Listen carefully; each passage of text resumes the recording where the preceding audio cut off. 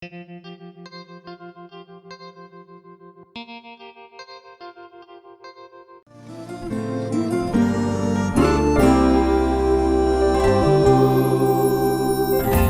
bersama kami di 102,7 MKFM Inspirasi Keluarga Indonesia dalam Info Niaga, Inspirasi Niaga ya.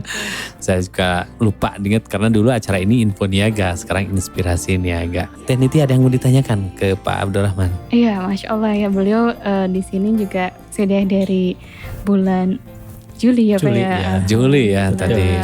Jadi pas pandemi langsung beliau dapat amanah gitu ya. Masya Allah. Apa sih sebetulnya Pak? Zakatel itu kan Zakatel ya. Kenapa diberi namanya Zakatel Pak? Ayah katel nanti kemana Pak? Baik, terima kasih atas waktunya. Jadi Zakatel itu adalah Lembaga Amil Zakat. Nama lengkapnya adalah Yayasan Zakatel Citra Caraka. Orang lebih suka memanggilnya disingkat dengan nama Zakatel.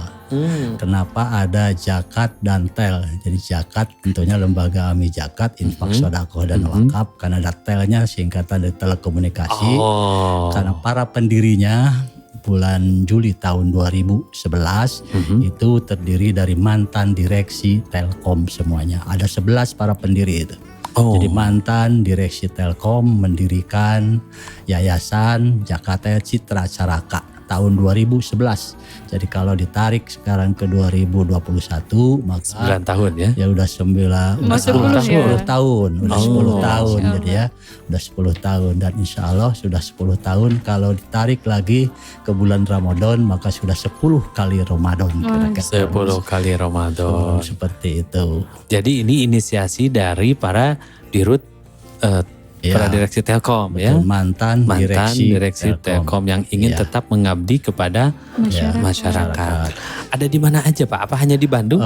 Baik, kita lanjutkan. Jadi Zakatel ini alamat kantornya adalah di Jalan Supratman nomor 48 Bandung tentunya. Dan selama ini Zakatel dia merupakan lembaga amil zakat dan lembaga kesejahteraan sosial ya yang mencoba untuk menjadi lembaga yang terpercaya, lembaga yang amanah, lembaga yang profesional di dalam apa nih? Di dalam mencoba menghimpun, mengumpulkan, menarik zakat, infak, sodaqoh dan wakaf. Dan selanjutnya pasti setelah terkumpul dia harus ada 2 tugas berikutnya, yaitu mendistribusikan atau menyalurkan dan memberdayakan zakat, infak, sodaqoh dan wakaf. Seperti itu. Itu dari seluruh Indonesia?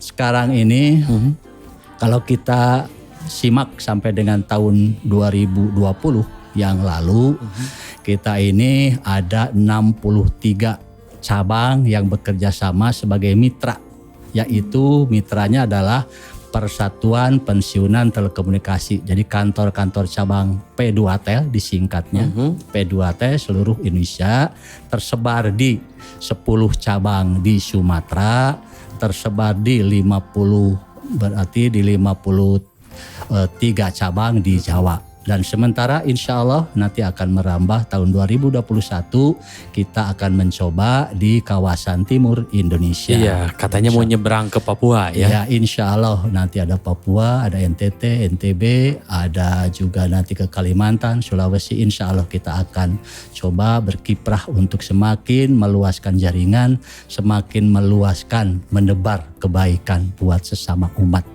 manusia. Prioritas yang menjadi sasaran Pak, sasaran dari bantuan zakat ini kemana Pak? Ada beberapa program yang menjadi bagian dari Zakatel. Itu pertama ada yang disebut dengan pemberdayaan ekonomi produktif. Nah, pemberdayaan ekonomi produktif atau disingkat dengan PPEP. Program Pemberdayaan Ekonomi Produktif. Apa itu? Program Pemberdayaan Ekonomi Produktif adalah program pinjaman kepada para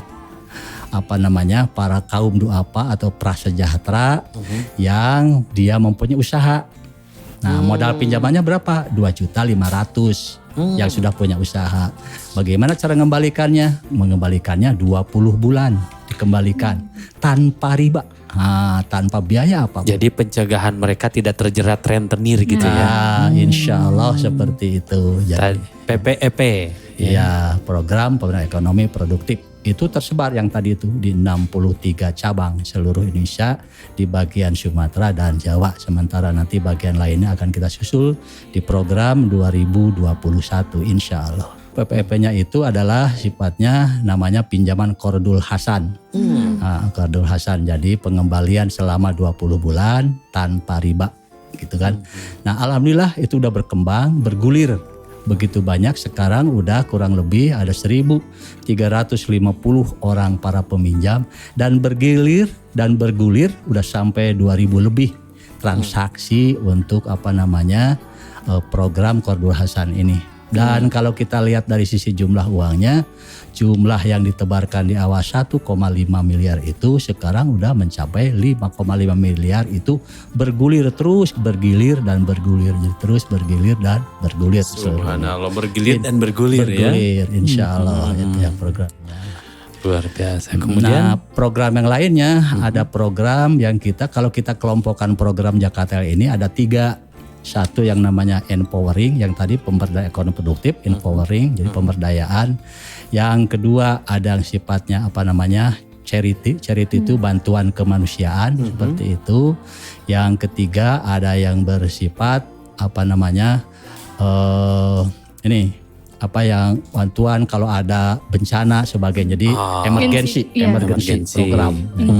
Nah, kita lihat yang tadi yang program pemberdayaan udah disampaikan, yaitu program ekonomi produktif. Ya, yang sekarang yang charity itu bantuan kemanusiaan. Di dalamnya apa aja nih? Di dalamnya ada bantuan beasiswa. Alhamdulillah tahun 2020 yang lalu beasiswa ini kita sudah mendebar 248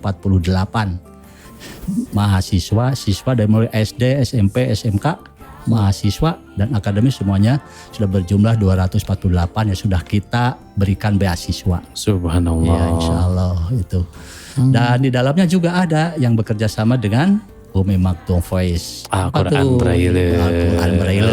Insya Allah selama bekerja sama sampai saat ini kita sudah menyalurkan 84 paket Al-Quran Braille. Alhamdulillah. Namun itu tentu saja masih kalau dibandingkan misalnya ada 8.400 siswa yang pinter atau pandai membaca Al-Quran Braille, itu baru 1%. Baru 1%. Jadi masih banyak tugas-tugas yang harus kita lakukan Jakatel. Insya Allah ke depan akan kita selalu berupaya, berikhtiar untuk mengikhtiarkan itu semuanya. Selain itu juga kita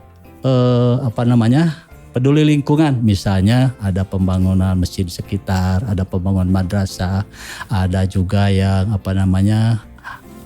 marbot dan asatid kita bantu.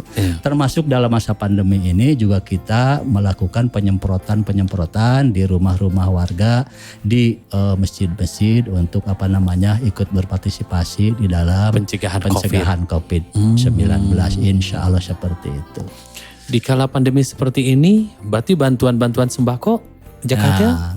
Alhamdulillah bantuan sembako itu di bulan Mei tahun 2020 itu ya, yang lalu itu udah kita lakukan. Itu ada 1083 para kaum duafa. Jadi 1083 paket udah kita sebarkan ke para kaum duafa untuk menerima bantuan sembako.